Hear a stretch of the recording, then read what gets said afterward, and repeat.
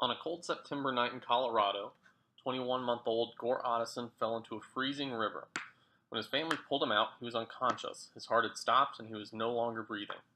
But almost an hour later, Gore was revived at the Denver Children's Hospital, and a few days later, he recovered completely, thanks to his mammalian diving reflex.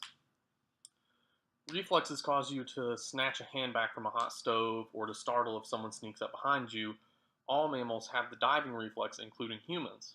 The diving reflex is the body's physiological response to submersion in cold water and includes selectively shutting down parts of the body in order to conserve energy for survival. We engage the diving reflex in an emergency, unlike seals, whales, and penguins, which use the diving reflex as an adaptation to function in their everyday life. Marine animals possess an extremely sophisticated dive response that enables them to catch fish underwater and to withstand the pressures associated with diving. Robert Maui, a professor of physiology and neurobiology at the Dartmouth Medical School, has studied the diving reflex in the Weddell seal, one of the best divers in the animal kingdom. He traveled to Antarctica to study the seals in their natural habitat.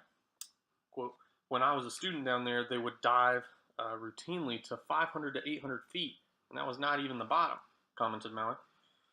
Weddell seals have been recorded making dives of up to 80 minutes and down to 2,300 feet. Because Weddell seals breathe air like all mammals, the diving reflex kicks in to manage the lack of oxygen while underwater. All non-essential processes, such as digestion, come to a halt, and blood vessels constrict like floodgates, stopping blood flow to outer tissues and organs. The seal's heart rate slows dramatically, which decreases the amount of blood circulating through its body. Metabolism, the process by which cells create and use energy, declines in the unused parts of its body. To hunt and chase fish underwater without having to take a breath, the Weddell seal uses pre-stored oxygen in its blood and muscles. These oxygen stores keep the muscles working long after the seal's last breath. Unlike most tissue, which can survive for a limited time without oxygen, brain cells require fresh oxygen all the time. Decreasing oxygen requirements in other parts of the seal's body frees up the available oxygen for the brain and keeps it alive. Maui said that the part that he finds most interesting about the seal's diving reflex is its complex ability to selectively shut down organs and processes. Quote, "It is easy to imagine shutting everything down," he says. However, he continued, the specialization of the different organs allows differential shutdown. Unlike other animals, Weddell seals have adapted to shut down their kidney function to save oxygen on prolonged dives. Kidneys are extremely important. They regulate blood pressure, electrolyte content, and the pH balance in the bloodstream. According to Maui, different organisms have different abilities. The Weddell seal is the gold medal winner when it comes down to shutting down kidney function. The diving reflex adjusts the seal's metabolism in order to conserve oxygen for its brain, just as it did for Gore. The diving reflex exists in humans as a survival mechanism rather than as a means to live every day. Humans drown when the automatic reflex to breathe forces us to inhale water into our lungs. Suffocation, unconsciousness, and death follow. Medical doctors define near drowning as survival after a person inhales water into his lungs, such is the case with Gore Otteson. Gore Otteson had recently learned to unlatch the screen door at his grandparents' vacation cabin in the Colorado woods. While getting ready for bed, Gore's mother put on his pajama shirt and turned to his brother and sister. When she turned back for him with pajama bottoms, he was gone. 25 precious minutes later, her cousin pulled Gore's body from the cold water. Dr. Catherine Martin, a neurodevelopmental disability specialist in the pediatrics department at the Massachusetts General Hospital, compares the human dive response to hibernation. When a grizzly bear hibernates during the winter, it reduces almost all the activity in its body so it can use less energy to stay alive in the cold. Similarly, when a child is submerged in very cold water, the body reacts by decreasing activity, conserving both energy and oxygen. When Gore fell into the river, his body responded with the diving reflex as soon as the freezing water hit the trigeminal nerve of his face. His body rapidly cooled and his heart rate and metabolism slowed dramatically to decrease his body's oxygen requirement. He lapsed into protective hypothermia as soon as his core temperature fell below 95 degrees Fahrenheit. After an involuntary breath, the cold water that he inhaled helped cool his core temperature even faster, and Gore lost consciousness when his body temperature reached 88 degrees. There's a fine line between the circumstances that result in drowning and in near drowning. Near drowning requires a perfect storm of cold temperatures and young, resilient people. For Gore Otteson, it was a lucky combination.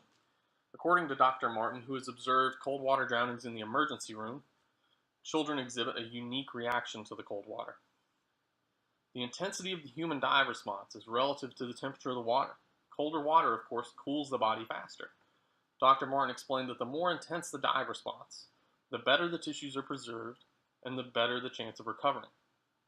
Children who go through the ice, she said, those are the kids who have the best chance because it drops their core temperatures so quickly. Children have a survival advantage over adults in cold water. Their bodies have a higher surface area to volume ratio than adult bodies, so they cool more quickly, the same way that a cupcake just out of the oven cools faster than a sheet cake. They also have the innate ability to absorb more oxygen into their bloodstream than adults do, so when they go underwater, there's already more oxygen available.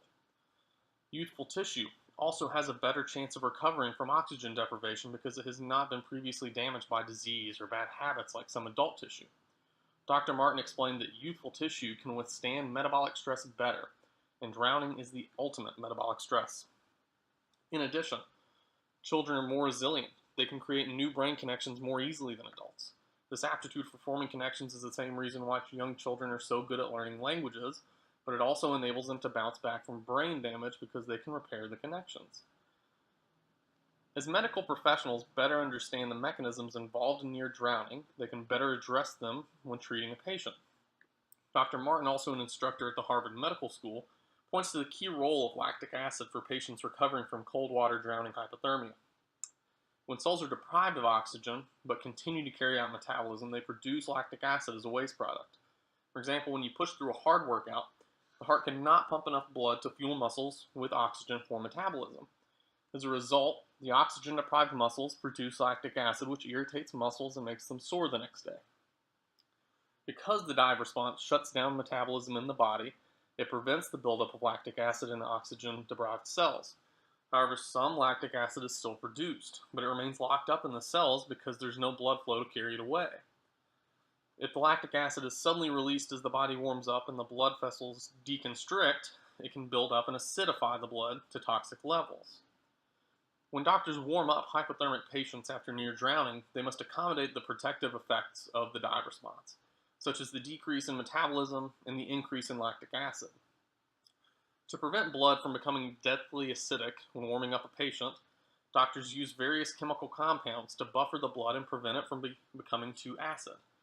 After establishing a heartbeat, they warm patients from the core so that the blood is already flowing in the extremities when the lactic acid is already released, or is eventually released. "You're walking a little bit of a tightrope," said Dr. Martin as she highlighted the difficulty of warming up a hypothermic patient. "The challenge is getting the blood flowing to move the lactic acid without letting all of the lactic acid rush to the body's core and to the heart." In the context of near drowning, Maui adds that the key to survival is probably coming out slowly. The body likes to stay in balance, so you have to give the body a chance to catch up. Bringing the core temperature up slowly allows everything to stay in balance.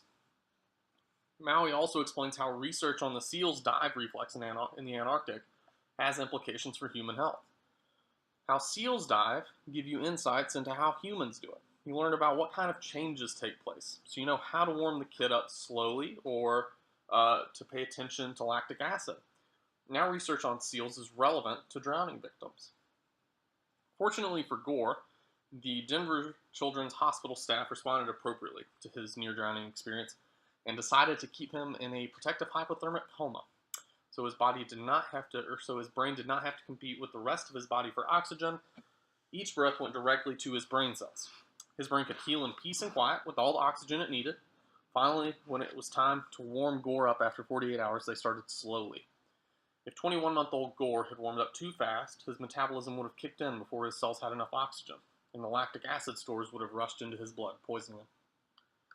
Doctors all across the country have been using therapeutic hypothermia to treat cardiac arrest and surgery patients, not just drowning victims, Dr. Martin noted. For example, the body is cooled quickly during cardiac surgery using either cooling blankets or cold intravenous fluid. For near-drowning victims like Gore, Dr. Martin raises the question, should they have cooling blankets on ambulances? Preventing the body from warming up too fast may be as important for survival as the initial dive reflex itself. 50 minutes is an extraordinarily long time without a heartbeat, when that child comes back to life and completely recovers without any sign of brain damage.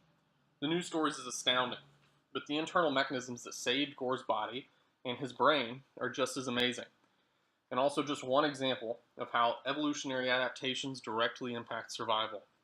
The dive response is a direct product of the strong forces of natural selection, continually ensuring that humans survive.